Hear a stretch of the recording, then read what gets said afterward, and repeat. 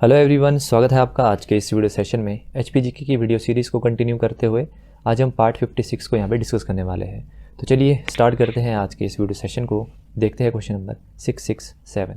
Which ruler of Mandi princely state oversaw the construction of a new road from Mandi to Kullu via Dulchi pass around 1879 to 80। Mandi रियासत के किस शासक ने 1879-80 के आसपास मंडी से दुलची दर्रा होते हुए कुल्लू तक एक नई सड़क के निर्माण की देखरेख की थी? तो मंडी हिस्ट्री में एक राजा थे जिनका नाम था विजयी सेन। तो इस क्वेश्चन से हम विजयी सेन के जितने भी की पॉइंट्स हैं उनको हम डिस्कस करते हैं। सबसे पहले आपने याद रखना है इस राजा के बारे में, जब ये राजा बनते हैं तो उस टाइम पे ये 4 साल के थे, 4 ईयर्स, ठीक है। तो ये बहुत छोटे थे उस टाइम पे। तो पूरा जो प्रशासन था वो कौन देखता था? गोसाओं। ये पर्सन आपने याद रखना है। और इनके जो ट्यूटर है जिनको इनके पढ़ाने की जिम्मेदारी दी जाती है वो थे शिव शंकर। बस ये 2-3 पॉइंट्स पहले तो आपने याद रखने हैं। अब आते हैं हम कुछ और पॉइंट्स पे। जैसे 1863 की अगर हम बात करते हैं तो लॉर्ड एलिगन जो थे ये कुल्लू गए हुए थे, ठीक है। जब ये कुल्लू से वापस आते हैं तो मंडी के राजा विजय सेन ने इनसे मुलाकात की थी। और जब ये इनसे मिलते हैं उसके बाद जब लॉर्ड एलिगन थोड़ा आगे जाते हैं तो इनको निमोनिया हो जाता है। तो निमोनिया होने के बाद इनकी जो है मृत्यु हो जाती है। तो इनको जो है धर्मशाला में जलाया जाता है, ठीक है। तो धर्मशाला में इनको जलाया जाता है। तो आपसे क्वेश्चन यहाँ पे क्या बनेगा कि ऐसे कौन से वॉइस रॉय थे जिनको धर्मशाला में जलाया गया था, ठीक है। तो इसलिए मैंने आपको ये वाली स्टोरी बताई यहाँ पे। नेक्स्ट हम बात करते हैं 1883 की।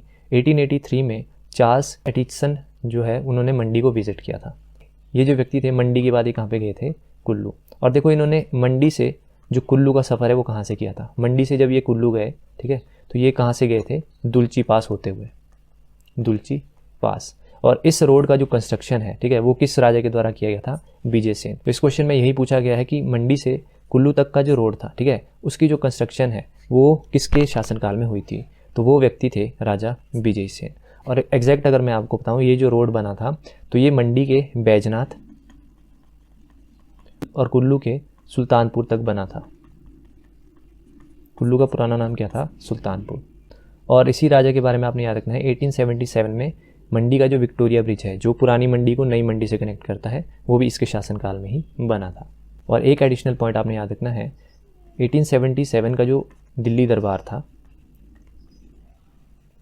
जो किसके द्वारा लगाया गया था? लॉर्ड लिटन। तो मंडी से इसमें किसने पार्टिसिपेट किया था? विजय सेन, ठीक है। इसी राजा ने इसमें पार्टिसिपेट किया था। तो ये सारे पॉइंट्स आपने यहाँ से याद रखने हैं। Moving to next question number 668। In which district of HP is Sariyanj Sharma watershed project? Sariyanj Sharma जल ग्रहण परियोजना हिमाचल प्रदेश के किस जिले में है? तो ये स्थित है सोलन डिस्ट्रिक्ट में। और ये क्वेश्चन एचएस में पूछा गया है। नेक्स्ट क्वेश्चन पे आते हैं 669। Which ruler of Kullu put a marriage proposal to Roop Sundari of कोठी बरसाई एंड मर्ज्ड कोठी बरसाई इन हिज टेरिटरी? कुल्लू के किस शासक ने कोठी बरसाई की रूप सुंदरी से विवाह का प्रस्ताव रखा और कोठी बरसाई को अपने क्षेत्र में मिला लिया था? तो कुल्लू हिस्ट्री में एक राजा थे जिनका नाम था राजेंद्र सेन, ठीक है। तो राजेंद्र सेन के बारे में कुछ एक की पॉइंट्स हम जानते हैं। एक राणा हुआ करते थे, राणा ऑफ गज्जन, राणा ऑफ गज्जन। और कहाँ के ये राजा थे? कोठी बरसाई, कोठी बरसाई। और इनका नाम क्या था? सूरत चंद, सूरत चंद। ये जो सूरत चंद थे, देखो इनका आगे कोई भी वंश नहीं था। इनकी सिर्फ एक बेटी थी जिनका नाम था रूप सुंदरी। तो ये जो कुल्लू के राजा थे राजेंद्र सेन, इन्होंने कोठी बरसाई को कैप्चर करने का प्रयास किया पर ये अनसक्सेसफुल रहा, ठीक है। तो बाद में ये क्या करता है? राजेंद्र सेन एक प्रपोजल भेजता है रूप सुंदरी को, जिसको रूप सुंदरी एक्सेप्ट कर लेती है और उससे शादी कर लेती है। तो इस तरह से मैट्रिमोनियल अलायंस के द्वारा कोठी बरसाई का जो एरिया है वो किसके पास आ जाता है? कुल्लू के राजा राजेंद्र सेन, ठीक है। तो इसका राइट आंसर क्या हो जाएगा? Option number C. Next question is 670। Identify the correct order of density of population among the following districts of HP according to 2011 census.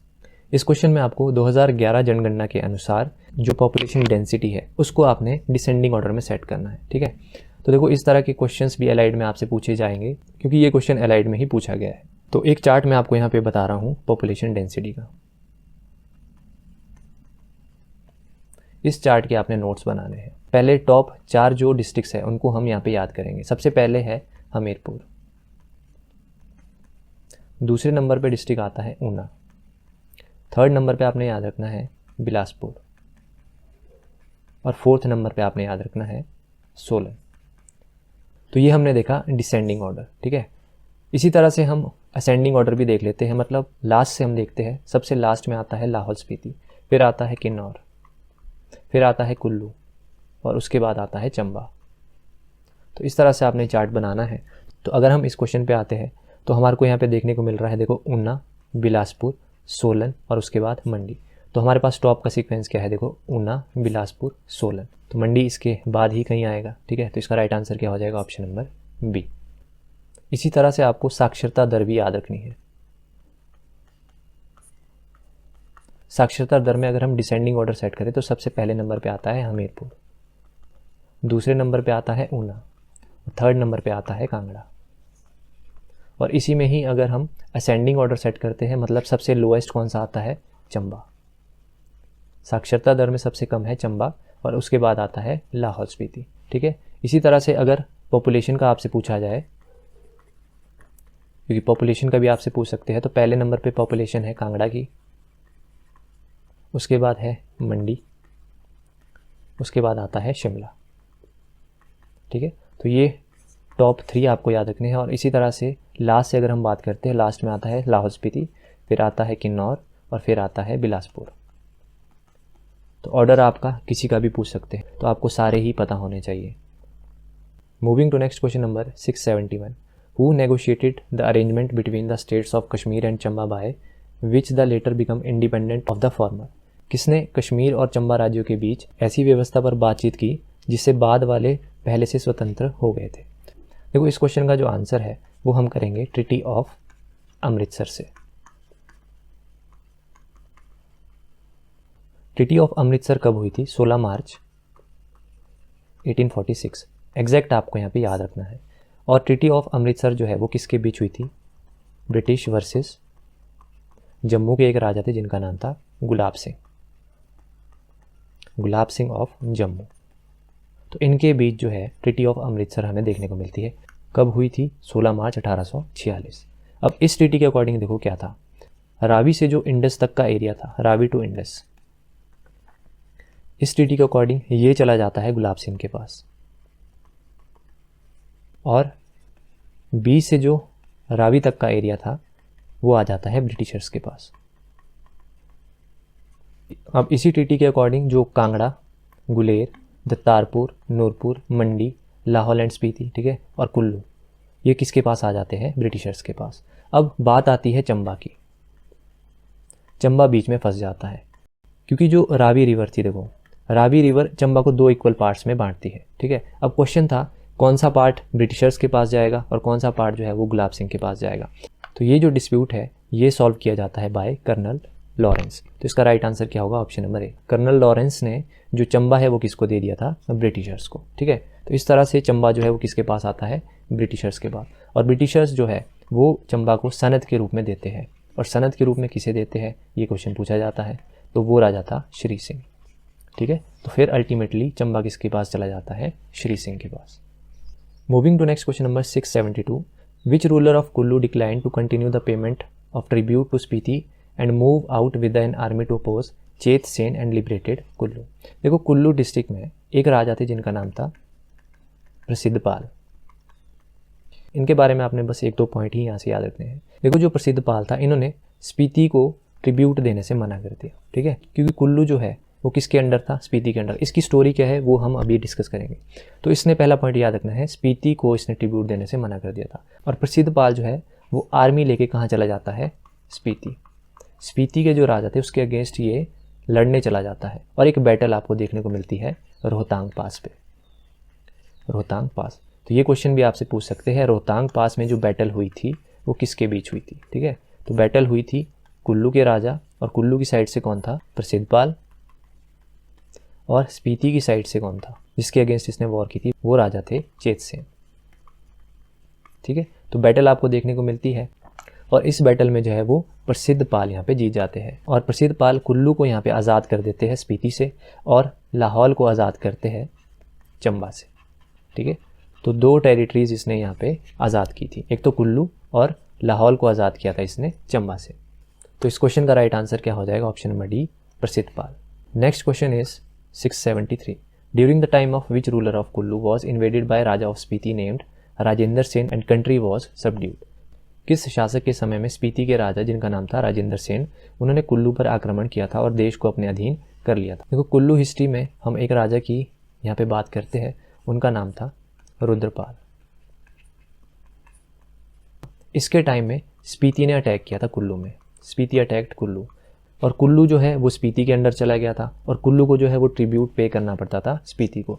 और स्पीति के देखो राजा कौन थे, स्पीति के राजा थे राजेंद्र सेन। ठीक है, तो कुल्लू किसके अंडर था, देखो यहाँ पे हम बनाते हैं फ्लो चार्ट। स्पीति के अंडर कौन चला गया था, कुल्लू।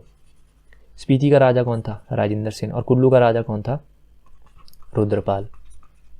और कुल्लू को ट्रिब्यूट पे करना पड़ता था स्पीति को। ठीक है, अब यहाँ पर हमने देखो प्रीवियस में एक क्वेश्चन किया था यहाँ पे, इस रुद्रपाल के बाद, देखो रुद्रपाल अभी हमने डिस्कस किया कुल्लू का, इस रुद्रपाल के बाद जो है वो कौन राजा बने थे, प्रसिद्धपाल। ठीक है, रुद्रपाल के बाद राजा बने थे प्रसिद्धपाल। तो रुद्रपाल के टाइम में स्पीति के अंडर था कुल्लू। अब ये जो प्रसिद्धपाल जब राजा बनते हैं तो इन्होंने स्पीति को ट्रिब्यूट देने से मना कर दिया था। ठीक है, और तभी ये आर्मी लेके कहाँ चले गए थे, स्पीति, और इनकी बैटल कहाँ पे हुई थी, रोहतांग पास। तो इस तरह से हमने यहाँ पे रिलेट कर दिया। ठीक है, तो उम्मीद करता हूँ आपके लिए अब यहाँ पे डाउट नहीं रहा होगा। तो अब आते हैं हम इस क्वेश्चन पे, तो इसका राइट आंसर क्या होगा, option number C. Moving to next question number 674। When did the number of members in the HP Vidhan Sabha increases from 36 to 41? Starting में जब नवंबर 1951 में इलेक्शंस होते हैं तो उस टाइम 36 सीट्स के लिए इलेक्शन हुए थे। ठीक है, इन 36 सीट्स में से 24 सीट्स जो है वो किसने जीती थी, इंडियन नेशनल कांग्रेस ने, और बाकी की जो 12 सीट्स थी वो अदर पार्टीज जीती है, जिसमें मेजॉरिटी ज़्यादातर किसकी थी, जनता दल की। ठीक है, अब 1 जुलाई 1954 इस दिन बिलासपुर स्टेट बना था। बिलासपुर को जो है वो डिस्ट्रिक्ट बनाया जाता है। अभी तक लेजिस्लेटिव मेंबर्स कितने थे, 36। बिलासपुर के बनने के बाद 5 और इसमें ऐड कर दिए जाते हैं तो टोटल नंबर ऑफ सीट्स बनती है 41। ठीक है, तो इसका राइट आंसर क्या होगा, 1954। Next question is 675। Which was the main opposition group in the Himachal Pradesh legislature during the 1950? 1950 के दौरान हिमाचल प्रदेश विधानमंडल में मुख्य विपक्ष समूह कौन सा था। देखो जब इलेक्शन हुए थे स्टार्टिंग में 36 सीट्स के लिए, उसमें 24 सीटें आईएनसी ने जीती थी और बाकी की जो 12 सीटें थी वो अदर पार्टी, उसमें मेन मेजॉरिटी किसकी थी, जनता दल की। ठीक है, तो मेन ऑपोजिशन कौन थी, जनता दल। तो इसका राइट आंसर क्या है, ऑप्शन नंबर सी। अभी बाकी के कॉन्सेप्ट को भी हम समझेंगे। इसके बाद देखो 1967 की बात है, इसमें जनता दल को कितनी सीट्स आती है, 7 सीट्स। 1972 में जनता दल को कितनी सीट्स आती है, 5 सीट्स। ठीक है, और 1977 में पहली बार पूर्ण बहुमत मिलता है जनता दल को, पूर्ण बहुमत। और आपको कमेंट सेक्शन में बताना है 1977 में कौन मुख्यमंत्री बने थे। ठीक है, और एक ऑप्शन यहाँ पे है हिमाचल विकास कांग्रेस। इस क्वेश्चन को हमने प्रीवियस वीडियो में डिस्कस किया था। हिमाचल विकास कांग्रेस, याद करो जब 1998 के इलेक्शन थे, ठीक है, उस टाइम पे पंडित सुखराम को पार्टी से निकाल दिया जाता है जो कि कांग्रेस के मेंबर थे। तब जाके पंडित सुखराम ने कौन सी पार्टी बनाई थी, हिमाचल विकास कांग्रेस। नेक्स्ट क्वेश्चन है 676। Raja of which state was treated by the wife of Dara Shikoh as her son? किस राज्य के राजा को दारा शिकोह की पत्नी अपने बेटे की तरह मानती थी? तो वो स्टेट थी नूरपुर। तो इसका राइट आंसर है option number C. Nurpur state की हम बात करते हैं, कुछ एक मेन पॉइंट्स है। देखो नूरपुर को जो है वो किसने बनाया था, जेठपाल। स्टार्टिंग में इसकी जो कैपिटल थी वो थी पैठन। ठीक है, बाद में इसको शिफ्ट कर लिया जाता है धमेरी। अकबर के शासनकाल में जो राजधानी है वो शिफ्ट की जाती है धमेरी, और किसके द्वारा की जाती है, राजा बासु। अब 1622 की बात है, जहांगीर जब विजिट करते हैं तो वो धमेरी का नाम क्या कर देते हैं, नूरपुर। और किसको ऑनर करने के लिए इन्होंने नूरपुर रखा था, इनकी जो वाइफ थी नूरजहां। ठीक है, तो ये सारे पॉइंट्स आपने यहाँ से याद रखने हैं। Next is 677। In which basin is upper joiner hydro power project? Upper joiner hydro power project जो है ये 12 मेगावाट का है, और किस खड पे है ये, जॉइनर खड। जॉइनर खड, जॉइनर खड जो है वो ट्रिब्यूटरी है सियूल खड की, सियूल खड। और सियूल खड जो है वो किसकी ट्रिब्यूटरी है, रावी की, ठीक है। और रावी कौन से डिस्ट्रिक्ट में है? डिस्ट्रिक्ट चंबा। तो इसका राइट आंसर क्या होगा? ऑप्शन नंबर ए।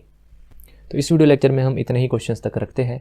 बाकी के जो क्वेश्चंस हैं उनको हम नेक्स्ट वीडियो पार्ट में डिस्कस करेंगे। उम्मीद करता हूँ आपके लिए वीडियो यूज़फुल होगा। तो लाइक का बटन ज़रूर दबाएं और कमेंट ज़रूर करें। तो मिलते हैं नेक्स्ट वीडियो में। Till then bye bye.